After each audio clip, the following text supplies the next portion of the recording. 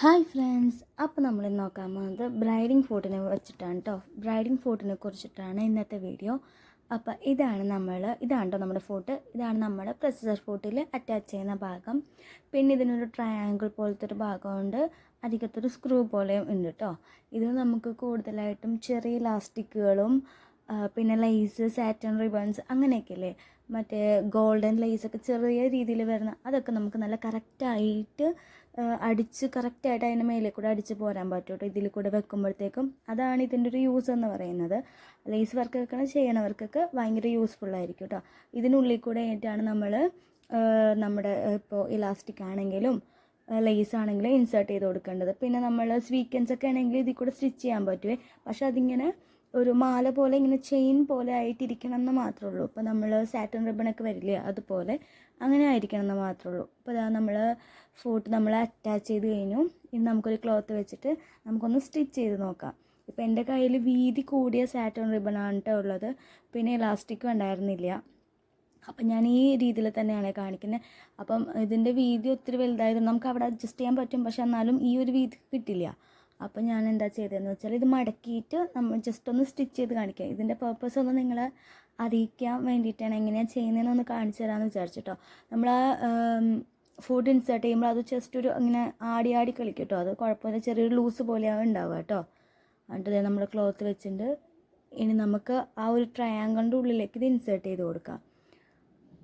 ഈ ഒരു ടൈപ്പിൽ ഇങ്ങനെയും ചെയ്ത് കൊടുക്കാൻ പറ്റും, പക്ഷെ അത് കുറച്ച് ബുദ്ധിമുട്ടാണ്. നമ്മൾ ഫിക്സ് ചെയ്തിട്ട്, അതായത് ഫോട്ട് ഫിക്സ് ചെയ്തിട്ട് വെച്ച് കൊടുക്കൽ ഇത്തിരി ബുദ്ധിമുട്ടാണ്. അപ്പോൾ ഞാനത് അഴിച്ചിട്ട് അതിൻ്റെ ഉള്ളിൽ കൂടെ വെച്ച് കൊടുത്തിട്ടാണ് പിന്നീട് ഫോട്ട് അതിലേക്ക് ഇൻസേർട്ട് ചെയ്യുന്നത് കേട്ടോ.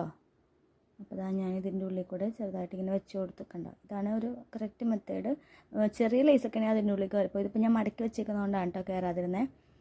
എന്നിട്ട് നമ്മൾക്കിത് ഫിക്സ് ചെയ്ത് കൊടുക്കാം. നമ്മൾ സ്ട്രെയിറ്റ് സ്റ്റിച്ചാണ് എടുക്കുന്നത്.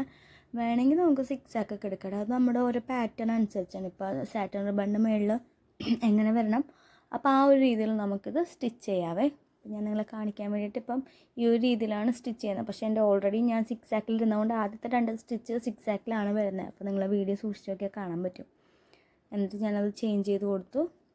അപ്പോൾ നിങ്ങൾ ഇങ്ങനെ നോർമലായിട്ട് സ്റ്റിച്ച് ചെയ്ത് വരും. കാരണം ഇങ്ങനെ സ്റ്റിച്ച് ചെയ്ത് വരുന്നുണ്ട്. അതിപ്പോൾ നമ്മൾ കൊടുക്കുന്ന ഒരു ഡയറക്ഷൻ അനുസരിച്ച് അത് പോയിക്കോളും. കാരണം ചുളിവൊന്നും ഇല്ലാണ്ട് കറക്റ്റായിട്ട് അതിൻ്റെ ഉള്ളിൽ കൂടെ തന്നെ പോവും. അതാണ് ഇതിൻ്റെ ഒരു പ്രത്യേകത. അത്ര വലിയ യൂസ് ഉള്ളതാണോയെന്ന് വെച്ചാൽ ഇങ്ങനെ ലേസ് വർക്കും ഇതുപോലെയുള്ള ഇലാസ്റ്റിക് വർക്കും ഇങ്ങനെ സാറ്റൻ റിബൺ വർക്കൊക്കെ ചെയ്യുന്നവർക്ക് ഇത് നല്ല യൂസ്ഫുള്ളായിരിക്കും.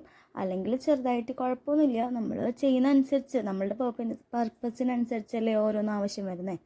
അപ്പോൾ നിങ്ങൾ അതുപോലെ നോക്കിയിട്ട് ചെയ്താൽ മതി. ഇങ്ങനെയാണിത് നമ്മൾ യൂസ് ചെയ്യുന്നതെന്ന് മാത്രം നിങ്ങളെ കാണിക്കുകയാണ്.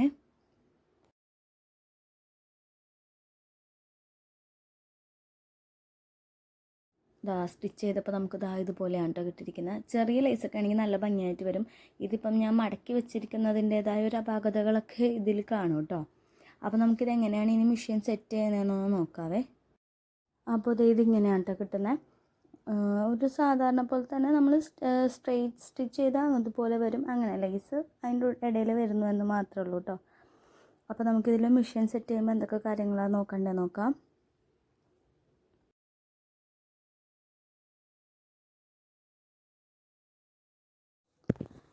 അപ്പോൾ നമ്മൾ മെഷീൻ സെറ്റ് ചെയ്യാനായിട്ട് വിട്ട് നമ്മൾ 5 തന്നെയാണ് കേട്ടോ സെലക്ട് ചെയ്ത് വെച്ചിരിക്കുന്നത്. നമ്മൾക്ക് ഇഷ്ടമുള്ള പോലെ അത് സെലക്ട് ചെയ്യാം. അതുപോലെ തന്നെ ലെങ്ത്തും 3 4 അത് നമ്മളുടെ ഇഷ്ടത്തിനനുസരിച്ച് സെലക്ട് ചെയ്യാം. നമ്മൾ സാധാരണ സ്റ്റിച്ച് ചെയ്യുന്ന പോലെ തന്നെയല്ലേ ഇതിൽ വരുന്നത്. പിന്നെ സെലക്ടറിൽ നമുക്ക് സ്ട്രെയിറ്റ് സ്റ്റിച്ച് വേണമെങ്കിൽ അതെടുക്കാം, സിഗ്സാക്ക് വേണമെങ്കിൽ അതെടുക്കാം. ഇപ്പോൾ DO EO FO ഏതാണെന്ന് വെച്ചാൽ അത് നമുക്ക് സെലക്ട് ചെയ്യാം കേട്ടോ. നമ്മളുടെ ഇഷ്ടത്തിനനുസരിച്ച് അത് സെലക്ട് ചെയ്ത് കൊടുക്കാം. കണ്ടോ, ഇവിടെ കുറേ പാറ്റേൺസ് ഒക്കെ കൊടുത്തിട്ടില്ലേ. അപ്പോൾ അത് ഇപ്പോൾ നമുക്ക് സിക്സാക്ക് ആണെങ്കിൽ ഡിയിലും ഇയിലും എഫിലൊക്കെ ഓരോരോ സിക്സാക്കിൻ്റെ തന്നെ വേറൊരു ടൈപ്പിലാണ് വരുന്നത്. അപ്പോൾ അത് വെച്ച് ഓരോ ഡിസൈൻസൊക്കെ വേണമെങ്കിൽ അങ്ങനെ ചെയ്യാം. എടുത്താൽ നമുക്കിങ്ങനെ ഒരു സ്കാലപ്പ് ടൈപ്പ് വരും. അപ്പോൾ ഒരു ലേസ് വെച്ച് അടിച്ചിട്ട് സ്കാലപ്പ് കൊടുക്കണമെങ്കിൽ അതൊക്കെ നമ്മളുടെ ഒരു ഇഷ്ടത്തിനനുസരിച്ചാണ് ചെയ്യുന്നത്. ഇപ്പോൾ നമ്മൾ ടെൻഷൻ സാധാരണ നോർമൽ ഒരു 4 നമുക്ക് സെറ്റ് ചെയ്യാം. വേണമെങ്കിൽ 3ൻ്റെ 4 ഇടയിലായിട്ട് അങ്ങനെയാണെങ്കിലും സെറ്റ് ചെയ്യും. ഇത് നോർമൽ സ്റ്റിച്ച് പോലെ തന്നെയാണ് കേട്ടോ വരുന്നത്. അപ്പോൾ നിങ്ങൾക്ക് ഇതുപോലെയുള്ള വീഡിയോ ഇഷ്ടമാണെങ്കിൽ ലൈക്ക് ചെയ്യാനും ഷെയർ ചെയ്യാനും ചാനലൊന്ന് സബ്സ്ക്രൈബ് ചെയ്ത് സപ്പോർട്ട് ചെയ്യാനും മറക്കരുത് കേട്ടോ.